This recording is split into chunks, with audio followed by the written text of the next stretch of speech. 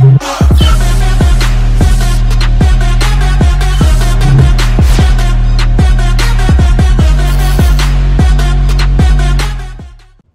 tout le monde et bienvenue à Ici c'est hockey à ce lundi/mardi des entrevues. Ce soir, grosse programmation comme à l'habitude et j'en profite pour saluer notre commanditaire Garage Blainville Service Volvo. Merci à Garage Blainville Service Volvo, le premier commanditaire de l'histoire de Ici c'est hockey quand même. Et puis ce magnifique garage situé à Blainville au 767 boulevard industriel. Là, pour ceux qui viennent de joindre à nous là. Garage Blainville Service Volvo. C'est la référence pour vos produits Volvo sur la Rive-Nord de Montréal. Je vous suggère fortement, c'est une recommandation d'amis, là.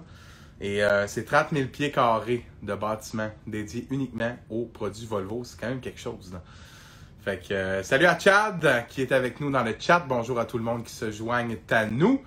Ce soir, au programme, première entrevue d'abord avec Gabriel Villeneuve. Tout juste ancien de la Ligue de hockey junior majeur du Québec.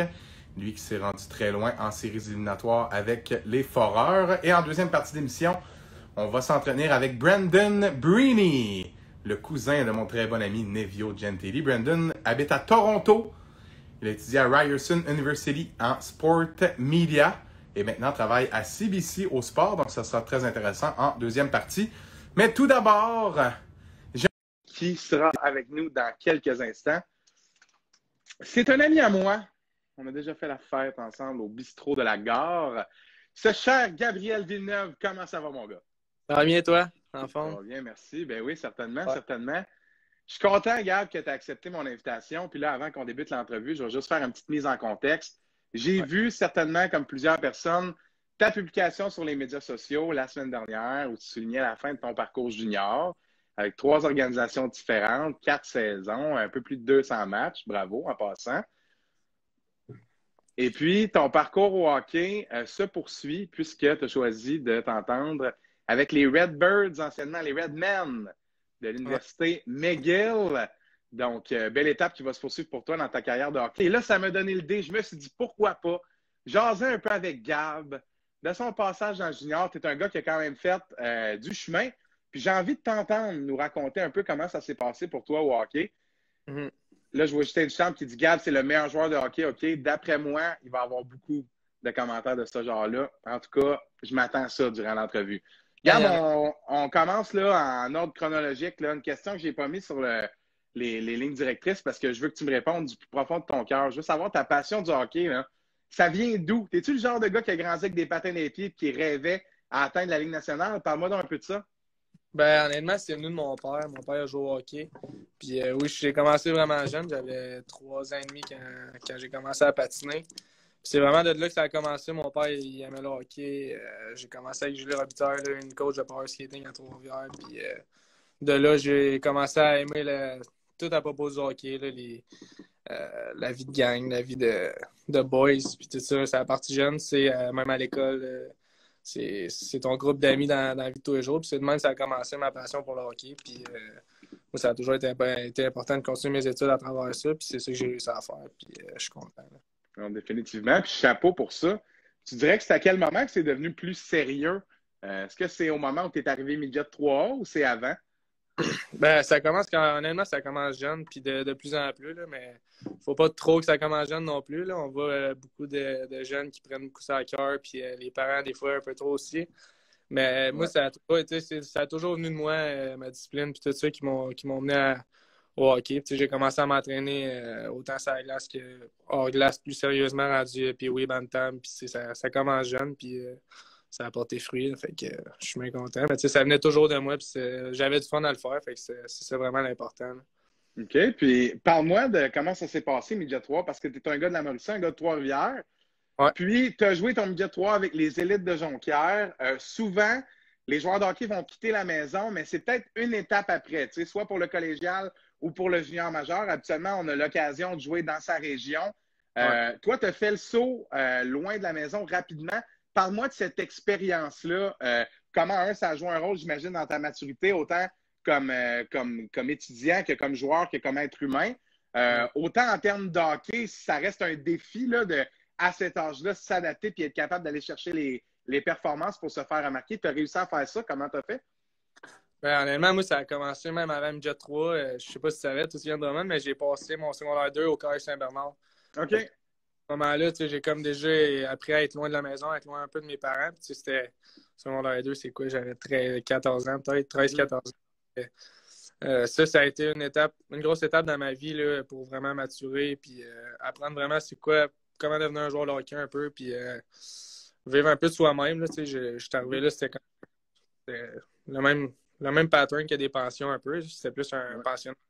Puis, fait que ça, au moins, je retournais chez nous les fins de semaine vu que j'étais jeune. J'avais des games, mais je voyais mes parents les fins de semaine puis tout ça. Mais quand l'étape de jouer à Jonquière est arrivée, ça m'a pas fait peur de quitter ma maison, de quitter une familiale. C'était plus un beau défi qui se présentait pour moi. Puis, ça a été le résultat de plusieurs embûches qu'il y avait. Il y avait comme une petite rivalité dans le temps de les ligues de hockey préparatoire scolaire et puis les structures intégrées de différentes régions. Là. Fait que ça ne l'est plus. Là. En passant, ça va vraiment mieux que c'était. Là. Il y a plusieurs joueurs qui font le transfert des ligues préparatoires scolaires jusqu'au Midget 3. Puis on le voit avec Zach Bolduc là, qui est rendu un bon joueur de la ligne de hockey junior majeur du Québec, qui est passé par le même programme que moi. Fait que, tu sais, moi, je regrette rien là, d'être allé à Jonquière. Puis on a été champion de la Ligue cette année-là au classement général. Puis moi, c'est vraiment une des places que j'ai été que j'ai le plus adoré. Là. Puis, le Saguenay, c'est comme rendu ma deuxième ville pour vrai. Là. Fait que, quand j'ai été changé là après, ça a été une autre belle affaire qui est arrivée. Fait que, justement, on va arriver à ce moment-là parce que c'est quand même un bel addon. Déjà, de passer 2 ans à Jonquière pour en avoir passé 3, là, et après 2 ans, tu commences déjà à avoir un peu de Saguenay dans le sang. Là. Fait que d'y retourner après ça pour le junior, c'est quand même quelque chose. Avant d'arriver là, j'aimerais ça qu'on parle de ton repêchage. C'est toujours un moment spécial, le repêchage du junior. Parle-moi de comment tu as vécu ça.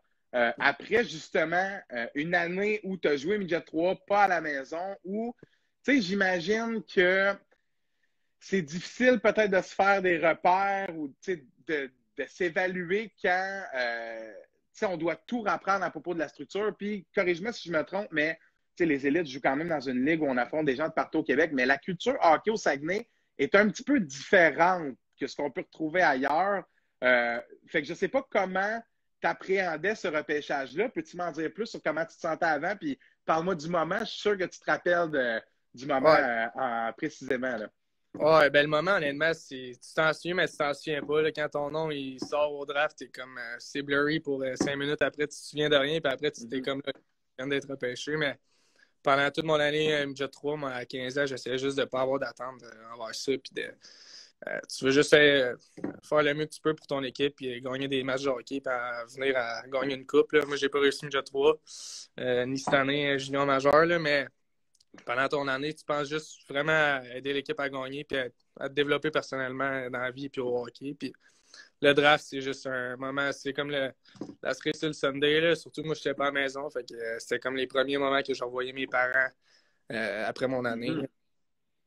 Fait que, ça a été des beaux moments, mais le draft, c'est des moments que tu te rappelles tous les jours, là, puis c'est malade, là, honnêtement, c'est juste... C'est indescriptible comme moment, c'est juste le fun de vivre ça avec tes parents, avec tes amis, puis surtout là, c'était à Québec, c'était juste wow, là.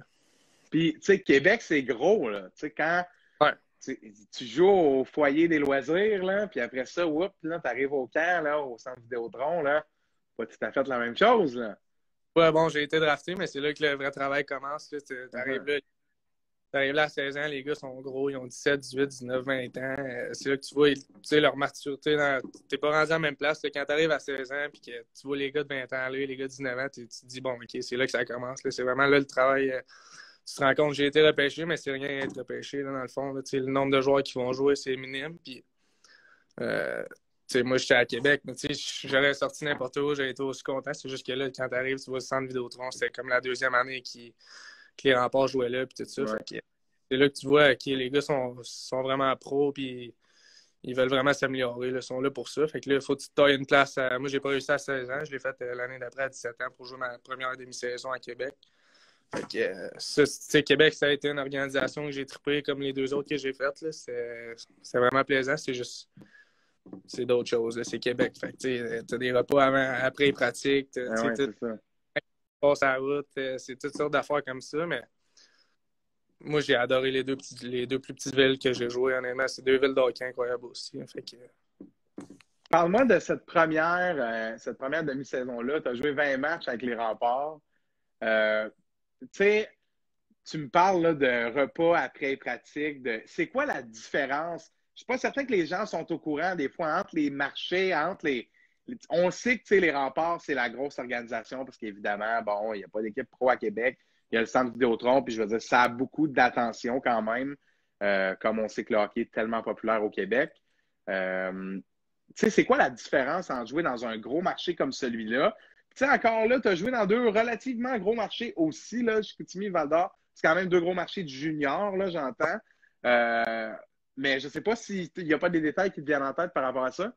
La différence est plus petite que le monde pense. Là. C'est juste que tu joues dans un gros building, monétairement, ils ont plus de facilité, mais tu joues dans des petits marchés, tu couches dans des bels hôtels aussi, tu as des bons repas. Tout le temps dans l'autobus aussi, des belles autobus. T'as pas d'énormes différences. Le stock, c'est le même. C'est pas des grosses différences. C'est juste... c'était juste des petits détails. Comme ça, je te disais, les repas, mettons, c'était fourni après. On mangeait tout au centre Vidéotron avec les employés en haut. Il y avait des services de vanettes pour les pensions que les joueurs étaient plus jeunes, qui n'avaient pas de voiture. Bon, mais il y a des vanettes qui allaient chercher des remparts pour aller à l'école. Fait que ça, c'est des petits détails qui font une différence, mais pas d'énormes différences comme peu de monde, comme certains. Non, clairement, clairement. J'aimerais ça qu'on aborde ensuite la transaction qui t'envoie à Chicoutimi. Là, première question par rapport à ça. Il me semble que c'est rare, un gars, après 20 matchs dans le junior, se fait échanger direct. Tu sais, d'habitude, c'est soit on l'échange avant qu'il joue dans le junior parce qu'il n'est pas d'implant, soit après une saison ou deux parce qu'il y a de la stats à montrer à l'autre DG, là, genre, il vaut ça dans cette ligue-là. Un gars échangeable après 20 matchs, connais-tu le contexte de cette transaction-là? Qu'est-ce que tu peux me dire par rapport à ça? Ben, le contexte, c'est... dans le fond, c'était la dernière journée c'était le trade deadline. Fait que c'était la dernière journée possible des transactions. Puis moi, tu sais, j'avais 17 ans, fait que t'as pas trop d'attente. Tu as joué 20 games, fait que tu penses pas l'être, là, tu penses pas être expérience pour une autre équipe à ce moment-là. Mais moi, c'est vraiment Simon Gaudreau, il m'a coaché MJ 3. Dans le fond, c'était le coach des défenseurs. Il coachait MJ 3. Puis lui, il était rendu dans l'organisation des Saguenay. Puis, tu sais, les Sags ne veulent pas.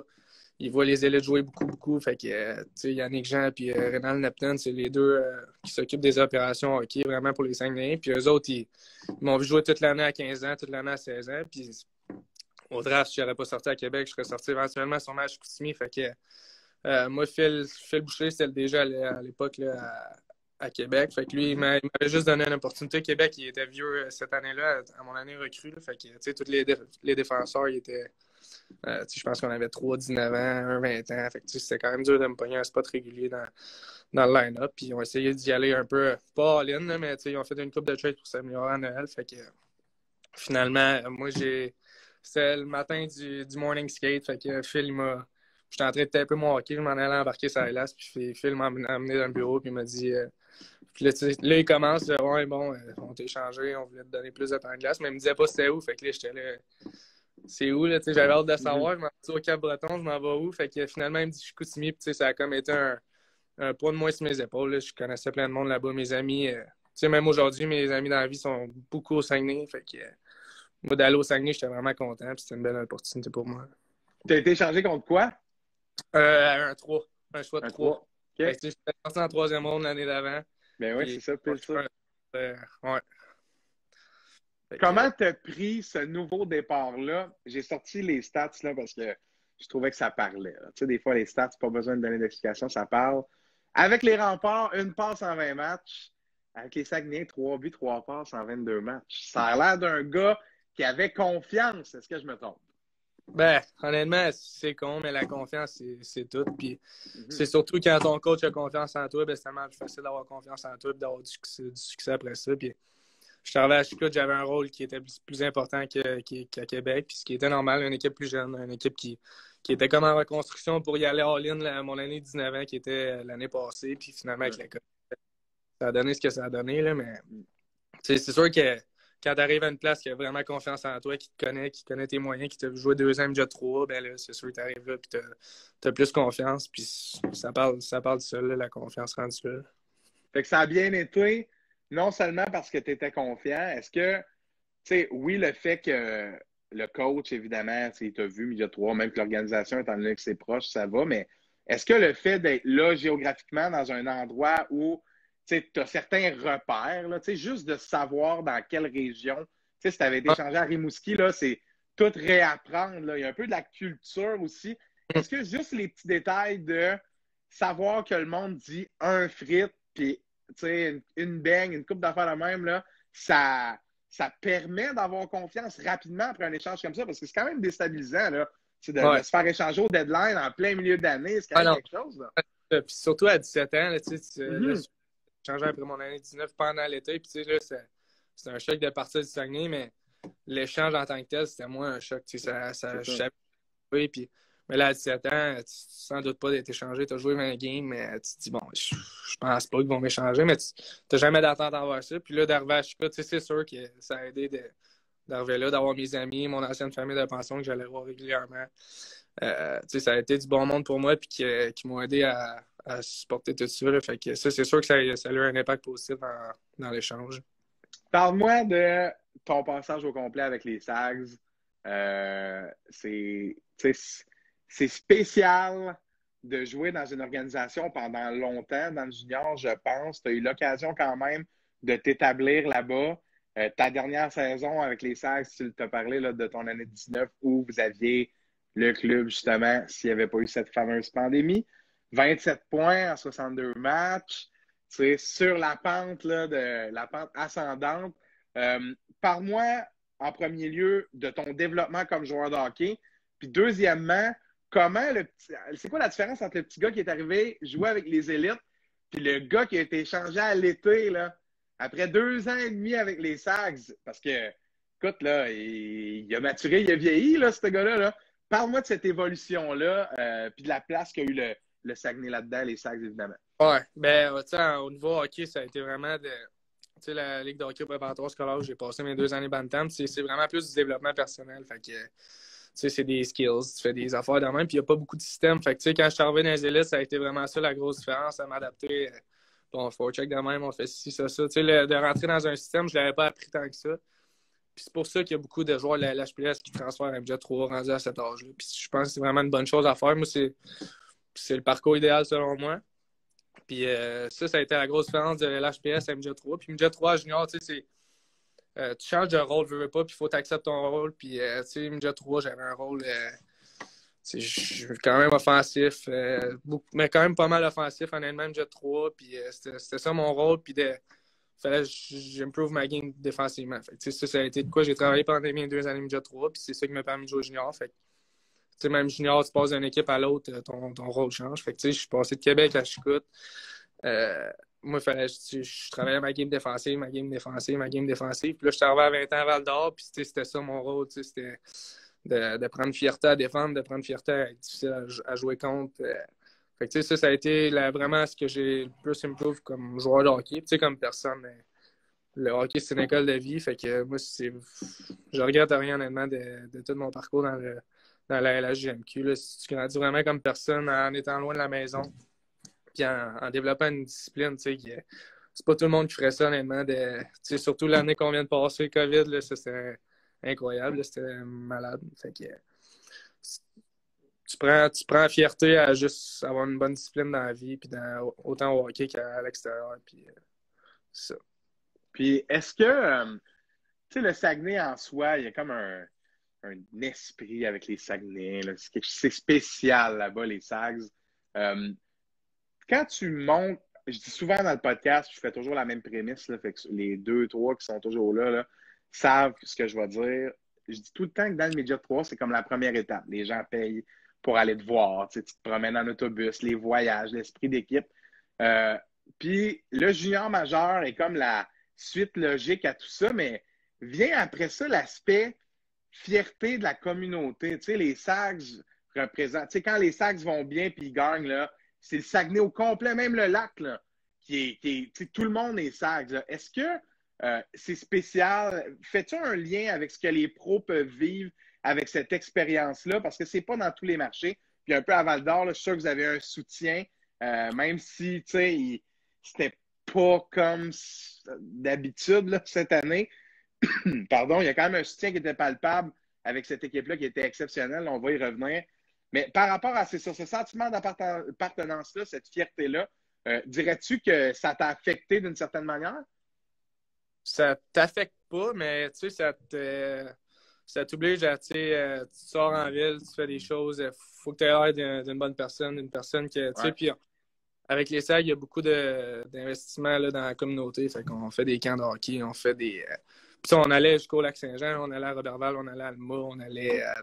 Tu sais, on allait dans des camps de hockey, on allait dans des écoles faire les petits déjeuners, fait que tu sais, ça, c'est des... J'essaie d'ordonner à la communauté d'une certaine manière. Puis, mais tu sais, ça, l'engouement des partisans du Saguenay, du Lac-Saint-Jean pour les Saguenay, tu sais, à Val-d'Or, c'est incroyable aussi. Là. C'est une petite ville, c'est une. Tu sais, à Québec, on dirait ça, tu le ressens moins. C'est trop Okay, gros. ouais. Tu sais, t'as le Journal de Québec, mais ce ne sera pas les remparts à la première page tout le temps, là, tu sais, mais à Val-d'Or, bon, mais ça va être les Foreurs, tu sais. Fait que ça, c'est petit, c'est une petite ville, puis le monde te connaît. Fait que ça t'oblige à avoir des bonnes habitudes dans la vie, puis juste à montrer l'exemple pour les jeunes hockeyeurs, puis leur dire de continuer à travailler fort s'ils veulent atteindre s'ils ont des objectifs à atteindre. Là.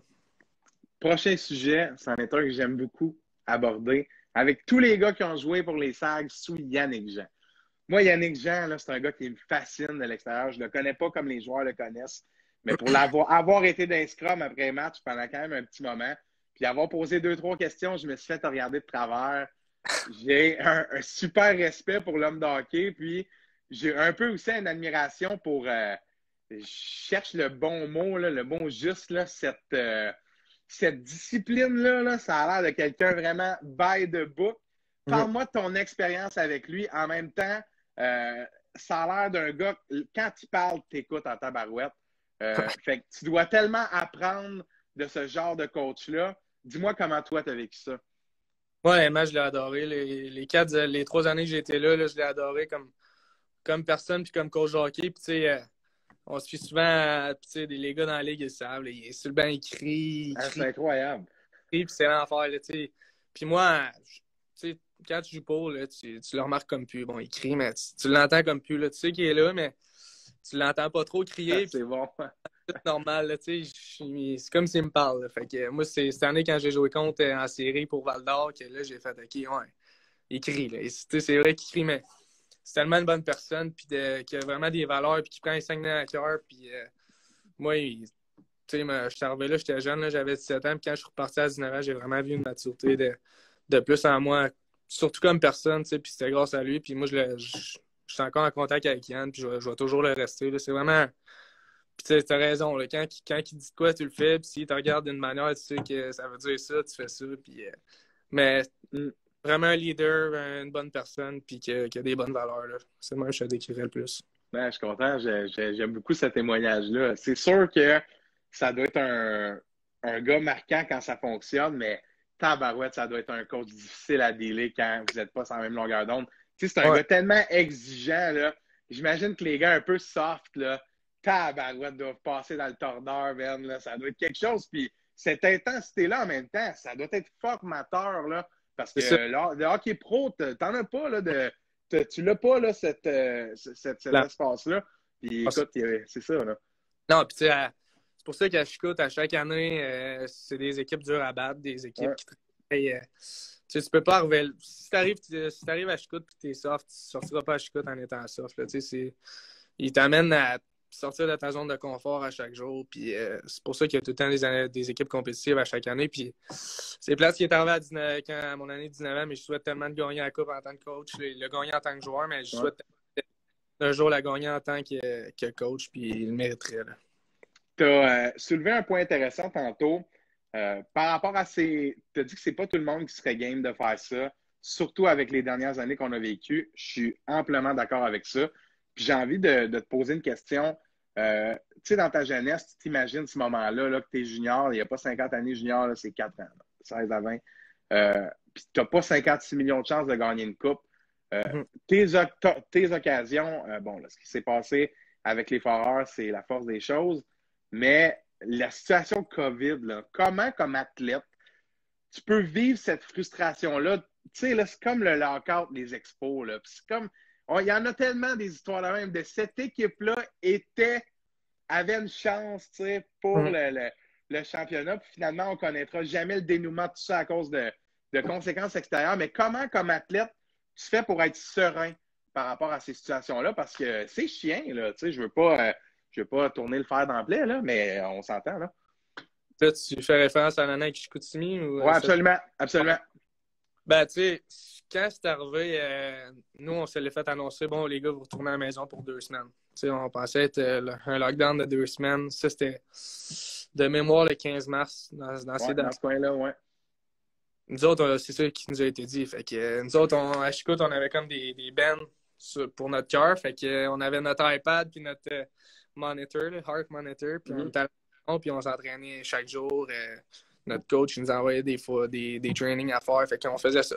On faisait ça pendant le début du COVID, puis après 2 semaines, finalement, ça bang, c'est fini, c'est ça. Fait que, tu sais, on est à un moment de la pandémie qu'on ne sait pas à quoi s'attendre, qu'on ne sait pas ça va avoir quelle ampleur. Fait à ce moment-là, on se dit, bon, ben, tu sais, c'est de quoi de plus gros que le hockey, c'est de quoi qu'on contrôle pas. Fait que, tu sais, ça a été ça, mais je te dirais que c'est plus après, là, quand on a vu, bon, c'est quoi une pandémie, c'est quoi de dealer avec ça. C'est là qu'on a dit, ben, c'est tellement pas de quoi qu'on contrôle, mais on a tellement des regrets par rapport à ça parce que tu fais tellement d'efforts, puis il y a tellement pas beaucoup de joueurs dans la ligue qui ont une chance d'avoir une équipe comme ça, de gagner. Puis l'organisation a tout mis pour cette année-là. Yann, il a bâti une équipe pendant je sais pas combien d'années pour cette année-là. Puis lui, il n'avait pas le choix. En décembre, on ne savait pas qu'il y avait une pandémie. Fait que tu hypothèques un peu l'avenir comme tu essaies de l'hypothéquer le moins que tu peux, mais Eh oui, mais non, on comprend. t'as pas le choix. Là. Tu t'es rendu là, tu es rendu dans ton cycle. Fait que c'était juste vraiment à plate pour toute l'organisation. Surtout le staff, les joueurs. Tu fais tellement d'efforts pour te rendre à vouloir gagner une coupe, la Coupe du Président. Puis on en reparle. J'ai revu Yann en décembre cette année. Puis on avait vraiment des regrets par rapport à ça, mais c'est toi tu ne contrôles pas. Fait que fallait passer par-dessus puis passer à autre chose.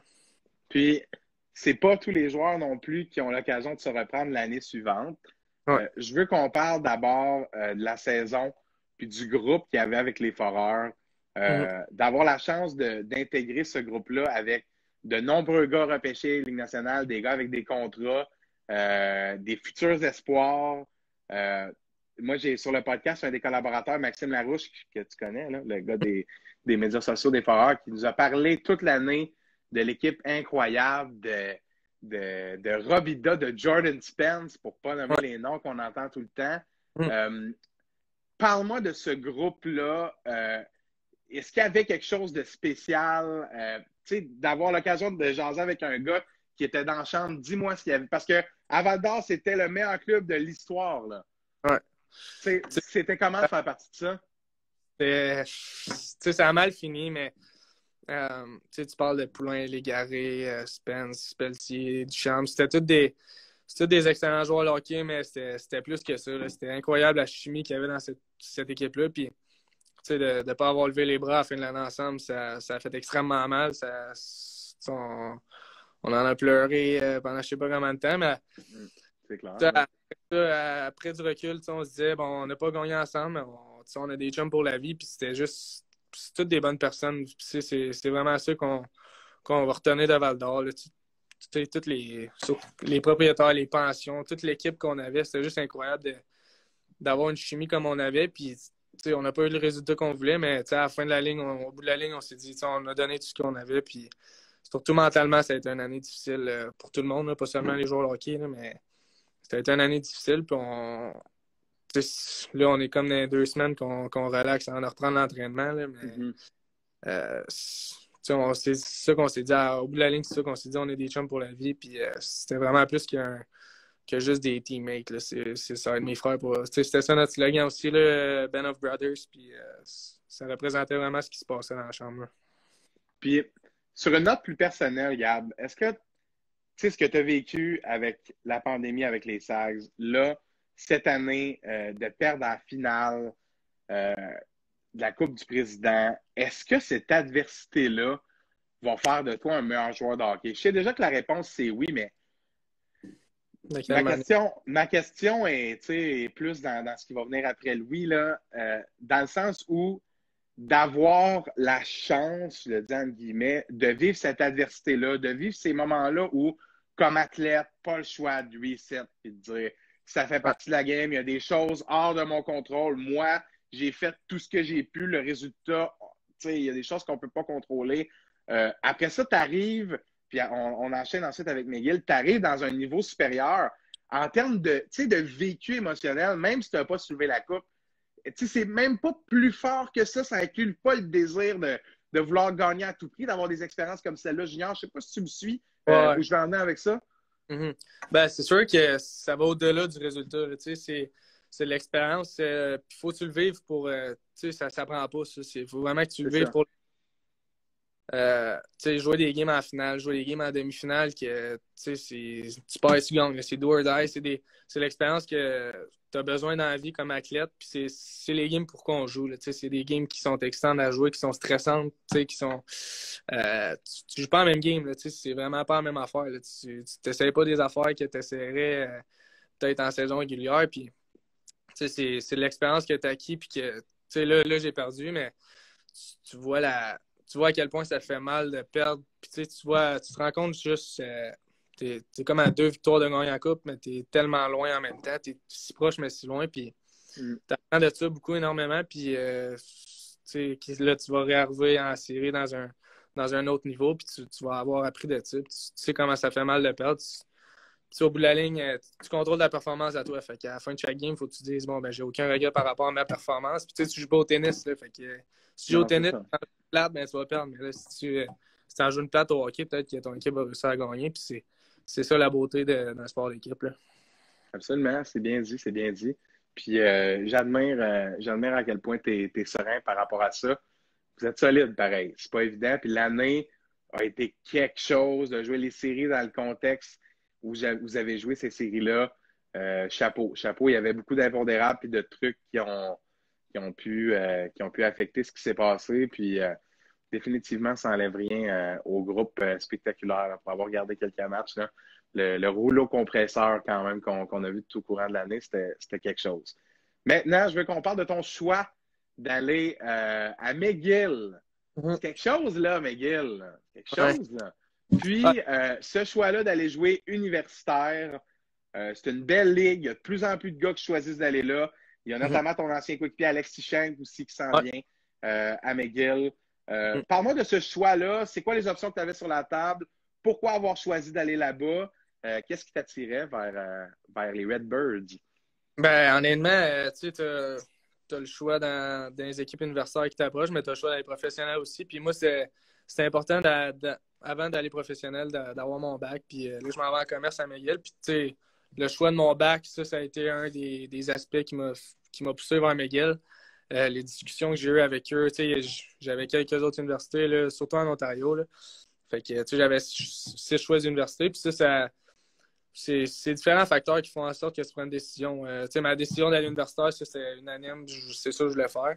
Mais la décision d'aller à McGill, là, le coach vient de changer, là, mais tu sais, j'avais des discussions, vraiment des bonnes discussions avec le coach, autant le coach des défenseurs que des attaquants. Puis c'est aussi le programme d'alumni de McGill, de l'Omni, qui est assez incroyable. Honnêtement, ça, c'est une des choses que peu de monde savent, là, mais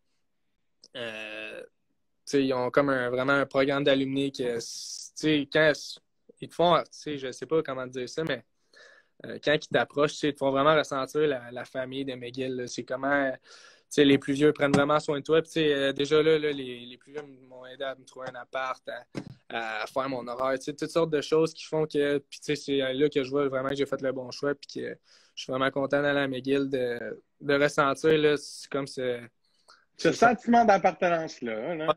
Vraiment, ouais. Puis les alumni, ça, je ne l'ai pas vécu encore, là, mais la façon qu'ils l'approche, c'est vraiment cool là, de voir à quel point chaque athlète étudiant reste attaché à McGill après dans sa future carrière. Là. Fait que ça a été une grosse partie de ma décision. Beau choix, beau choix. Je t'invite l'an prochain. Tu viendras nous parler de ta première saison si jamais tu as envie. Ouais. Ça serait super, ça serait super. Ouais. J'aimerais ça.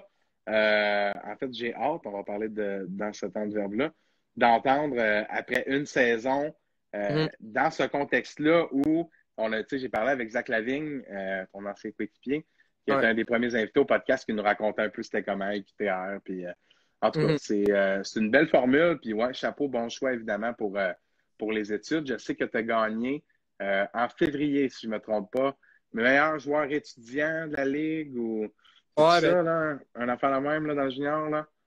J'ai gagné une fois à chaque année, sauf à ma première. Là, bon, voilà. Fait que ça témoigne que je suis certain qu'il y en avait une coupe d'université qui était à la recherche de Gab Villeneuve. Ça, c'est clair, net et précis. OK, là, aller chercher le bac, c'est une chose. Mais une fois que le bac est fait, là, il y a la carrière, peut-être plus commerce, business ou le hockey.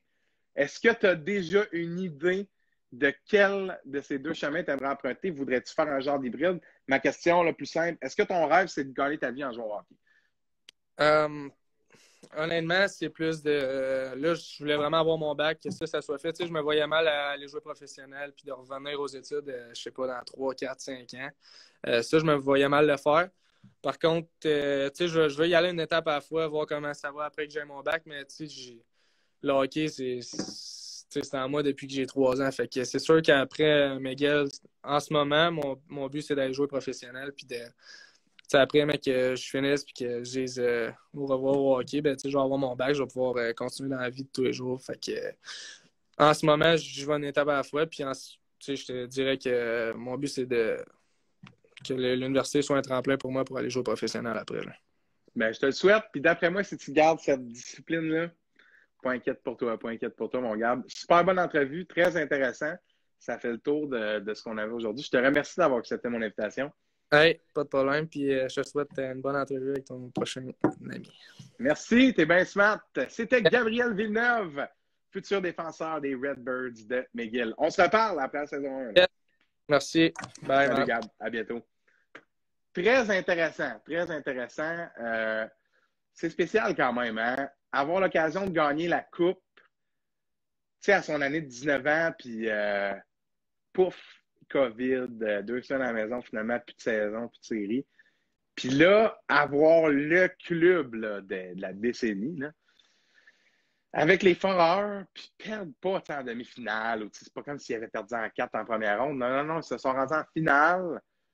Puis ils n'ont pas choqué, là, les Foreurs. Là. Ceux qui ont suivi les séries, là, ils ont été battus par une équipe qui était en mission, là, mais ils se sont présentés à tous les matchs. Bien, ça a joué rough, là. Puis le gars est serein. Pas le choix de l'être, vous me direz, mais c'est quand même quelque chose de passer si près la première année, tu n'es quand même pas rendu en finale, là, mais c'est quand même avoir l'opportunité, comme Gab le disait, c'est pas tous les joueurs qui ont cette chance-là d'être proche du trophée de main, mais à 2 victoires de la Coupe à son année de 20 ans.